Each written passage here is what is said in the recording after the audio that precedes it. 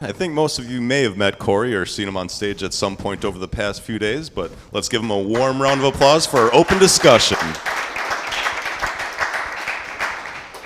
Thank you, Jesse. What are we doing here today? We're just talking. If you guys have any ideas, any complaints, we just had a rant at a developer over in the other suite. We can make this another rant at a developer if you want. Sam's already in. If you guys have ideas, if you have feature requests, anything you got, let us know. We'll be taking notes. We'll talk about it live, and we'll take it away. Sam's up first. We have a mic. I will be right there. Jesse's on the way. So thanks, Cory. I've been dealing with a bug now for so long in XI via the API that it's now almost become a feature. Okay. So there is a problem with unconfigured objects being magically created for me if they don't exist in one of my templates or inside of my interactions. Here's the example. If I throw in a host via the API and I give it a host group that does not exist, XI is going to be really nice and try to create that for me, but it's doing it malformed. This happens with other objects as well. What's going to happen? When is it going to happen? So that this bug is, if it needs to be a feature, let's have it create full-fledged objects. Sure. If it's not, let's stop it from creating them at all. Okay. I'm going to take some notes live. We have another note taker in the audience, but. And this was using the V2 interface? So no, V2 is the middle of objects. That documentation is not out there for the users. There's zero documentation on the version 2 interface. How do I know it's there? I ran a diff on my machine whenever I installed 2 separate versions. So now I've got an API that you've shipped with my product that I'm going to have a security analyst come to me and beat me down with it. If you're going to add a feature to XI, document it. Let us know. Don't let us find it and then come back and go, what the hell? I agree. Okay, I got a note. Sounds like it might be a bug. It might be a feature that needs to be documented. I don't know yet, but we're going to dig in. For sure. Anything else? Thoughts, complaints, feature requests? We can just give the mic Tell back to Cory Sam. how good he looks. I mean, what? We can build him up a little bit too. I know Sam and I were talking yesterday in the hallway at the hotel. He's got a lot of ideas. We still need to connect. Question here. With the larger environments, we're having a lot of problems with the graphs right now. How so? They freeze the system and crash it.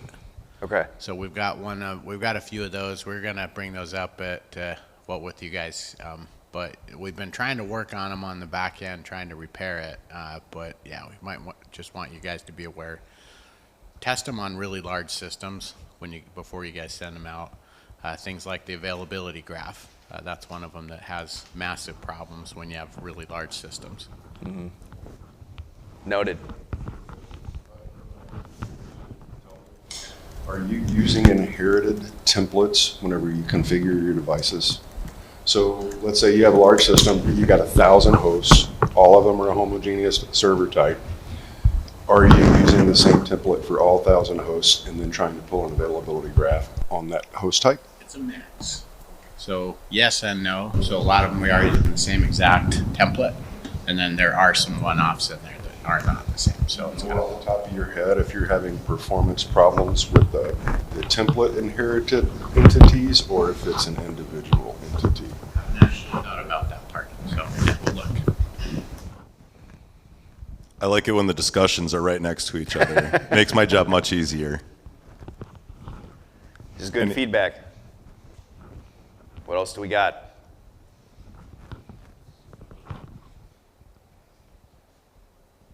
This might be your last chance to complain face to face. This is a big opportunity. In 2026 R1, right? Yeah. You guys have done a lot of improvements in the UI. When do we take the stale components out? That's something, that's a line that we're trying to find the right way to walk it between keeping some older things in for compatibility sake for people that still rely on X, Y, or Z system, X, Y, or Z component to function, and trying to move all of them into newer versions of the old components. Ideally, these things just migrate seamlessly, but to get that to happen a lot of times, it's quite a bit of work. And with all the things going on, we don't always get as much modernized as quickly as we would like. So I empathize with you strongly, especially as a dev. To me, what does that look like? Tech debt, right? That's just old code that I don't want to look at because it was written 5-10 years ago. I don't want to try and understand it. I just want to write a nice shiny new thing and just run with that. But we can't always do that because so many people are using those older legacy systems. So in that, guys, what you're talking about, can we bring the world map up to where it's an actual component? The world map. Versus being a tag-on that you can possibly use. Right now, you have to configure world map geo-coordinates through the Notes tab. So that means that I'm now usurping what I need for my description of my object, and now I have to break that single reliability or responsibility principle to throw in a geographic coordinate so that I can have it show on a world map, show where it's at.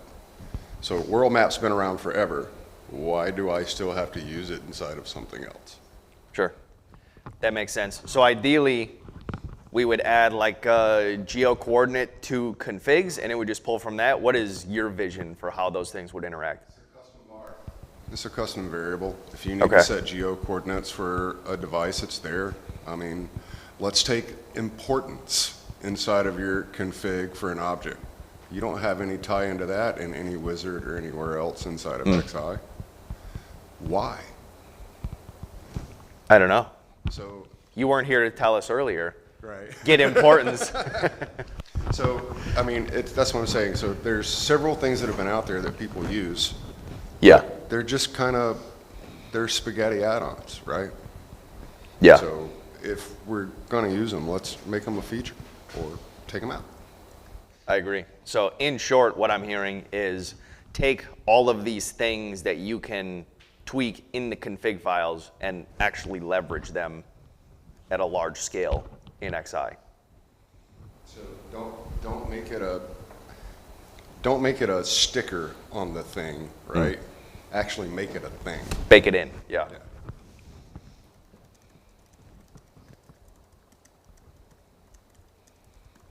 All right. I have notes. Staying close.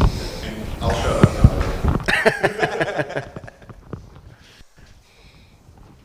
What else we got? Anything?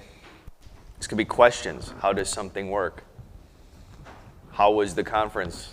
How was the food? A I could truly answer open that. discussion. So I'm an intern, and so the first week here, I kind of just was tasked with beating XI to death. And Sure. one of the things that I did was I spun up a few instances and then tried to be an admin on one instance and then simulate like a lower level IT person on the other. And so I was able to, push like dashboards to like a lower level IT person. But once I pushed it, I just couldn't see it anymore. It just kind of disappeared from my view. And I'm wondering if I did something wrong or if there's a way to view them or if that's something maybe we should add. This was on the same system, right? Yes. On the same XI? Right. Were you using the new dashboards that we just released? Did you have a beta version of that, or were you using the legacy dashboards? I was using Legacy, I believe. Okay. Now, in the new dashboards, if you guys haven't heard, we implemented a feature called global dashboards. What this lets you do is do just what you're saying. So you can take a dashboard, define it as global, and then all users have access to that. They can see it. You don't have to do any extra configuration or anything. You just set it global. Everyone can see it. Even newly created users, after you set it global, they can still see that upon first login. And so, like private dashboards that only the admins can see, you still have a way to keep those separate, and then you just make the global ones for everybody. You got it. Awesome. Thanks. You're welcome.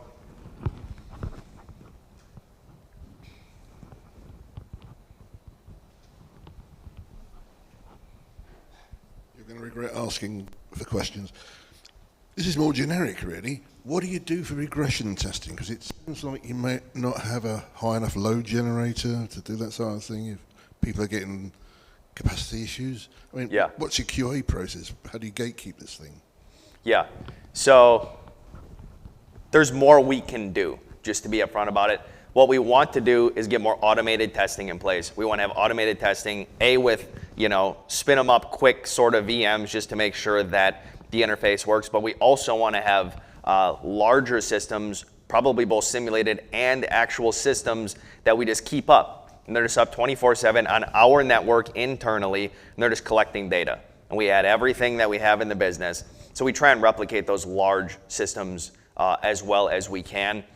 The best thing we do right now is we add a bunch of hosts and services, but it's not quite the same as a real environment where you might have tens of thousands of different things all checking in at different times in different ways. We just don't have a great way to replicate that scale in-house yet. That is something we want to do. I have ideas. If you have ideas on good ways to replicate these vast sums of data, and large systems, I'm all ears.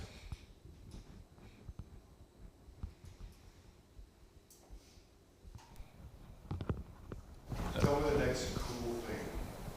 Your version of the cool thing. I think you're working on the Nagios stack. What are we taking away from this to look forward to? Across the whole thing, all products? For you. For me. There's been a lot of discussion around making Fusion more than it is.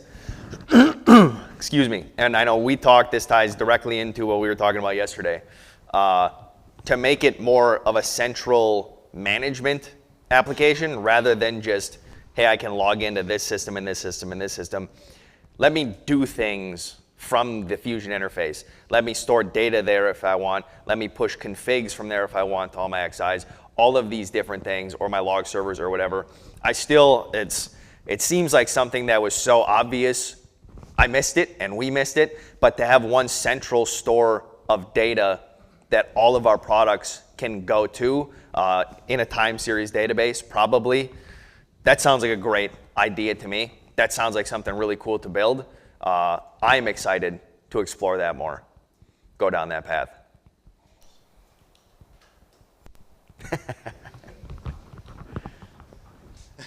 We got another.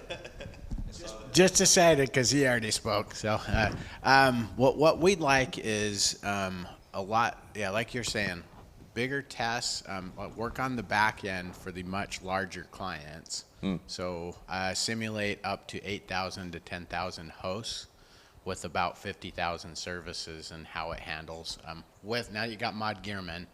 Put that in there and then simulate that.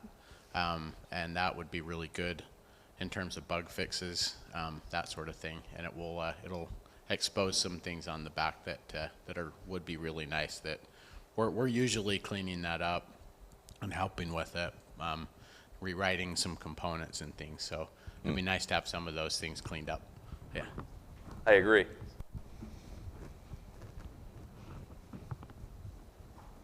We have anything else? We don't have to run the whole time, but I do want to give you guys enough of a chance. Sometimes it takes a little while to bake a question. There it is.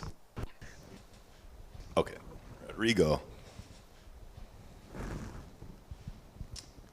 Why Nagios database still use MyZan model?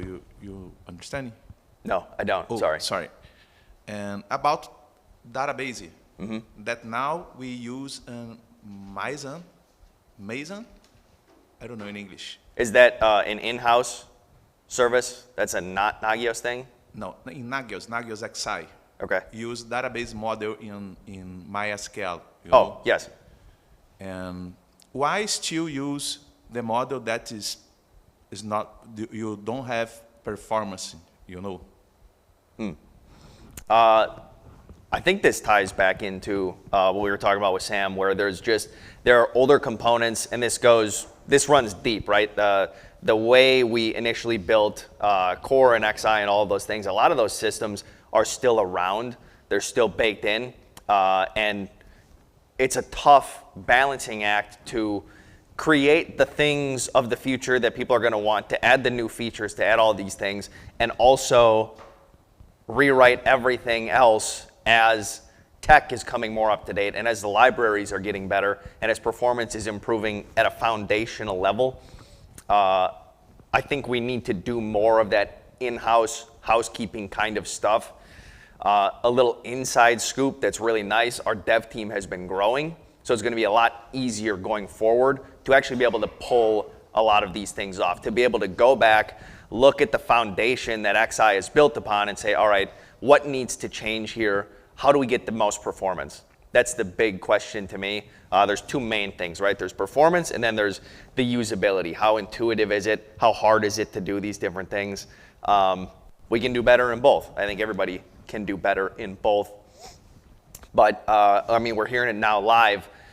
We don't scale as easily into the 10,000, 50,000, 100,000 check range, and there are a few key points that need to improve there. It's not just one spot, and I think that's another thing that makes it tough, is identifying what those places are, doing the tests to say, all right, let's benchmark this. Where exactly are we running into problems? As an anecdote, I know we had some, Nagios Core still has some performance issues at very large scale. And initially you might think, oh, that's Nagios Core.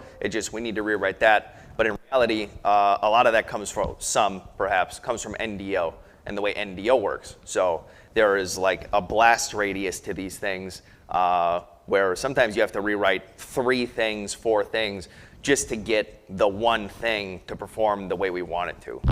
So to find all those things, to categorize them and prioritize them, in short, we just haven't got to that yet. Yeah. Going once? No? All right. Well, I think we might be good. Oh, perfect. Hey. Again, with my kind of 2 instances set up, one of the things I tried to do was give the like lower level IT person alerts for specific things, and maybe I don't want to give them, every service that's given to a host on that alert, but they just get spammed with everything when it goes down. But I only want them to get like one specific service that's out so that they can go fix it, because that's all they have control over. Is there a way to give them only alerts? Like to kind of, I guess, maybe like subscribe to a specific alert that's set up? That's an interesting notion. Yeah, the first thing that comes to mind is contact groups, contacts and contact groups. You set those up, and then only the contacts get the alerts. Right. But I've never thought about it the other way. Okay. Perhaps allowing a user to say, hey, I want to see this alert and that alert and that alert, instead of an admin saying, you're getting this alert, that alert, that alert. I don't know if that makes sense. That's kind of what I would like to see, I suppose. That's an interesting kind of notion. Okay, noted. Did anybody else think of? I'll come around. I'm full service. This is great. Along the lines what he was saying right there, it'd be nice to be able to put in like a queuing mechanism for the alerts, because he's right, especially with the large environments, you can get thousands of emails, even with your parent-child relationship set up right there. You can get a lot of email going to the same person, and a lot of times after you get about 10 or 15 of them in 1 second, you probably it'd be nice to have some sort of something that would suppress the messages. Just send one message that says, I'm not going to send you anymore, and it can be from different hosts and services too. So that's something that, if it just keeps constantly spamming, you no longer pay attention to it, and so that would be something that would be really nice. Some form of message suppression. Yeah. So almost some sort of funnel and a queue in one. Or would it be something where maybe the user can tell the system, knock it off, turn those back? Yeah, some mechanism to slow it down. So So I mean, I don't need 10,000 emails. There's a network outage. You no longer care that there's. Oh, sorry. After your 10,000th email, you just go in and delete them all, and you have no clue what was in the middle of those. And we've seen those storms happen in some environments. So we'd like to be able to quiet the chatter down, and that also helps performance of the system too. Because when you get 10,000, it also stops the system from rolling too. So it actually crashes that. So that'd be nice to have a mechanism to control notifications a lot more. I think would be a really smart choice. Makes sense. I have a note. I agree. What else we got? Josh? You have feedback? You want to rant? No. I will say this, though. We're going to do a wrap-up in the main auditorium here at 10:45, so if everybody's done beating up Cory. Are you getting beat up, Cory? A little bit. We have notes. We're generating ideas, Josh. This is a positive environment. Are you making promises? Nope. He's putting timelines on everything. We haven't seen any blood yet, though. Josh's words, not mine. All right. In light of that, if we have anything else, we do have a few minutes. Otherwise, we can call that a wrap, give you guys some time to go get food, beverages, whatever you want before the wrap up. Let's give Cory a big round of applause, folks. You just watched a presentation from the 2025 Nagios World Conference. If you'd like to learn more about future conferences, go to nagios.com/conference. So many things happen here in person, and we would love it if you visited our headquarters in St. Paul, Minnesota. While you're on our channel, why don't you go ahead and subscribe? So much Nagios content is constantly being created. Thanks for watching.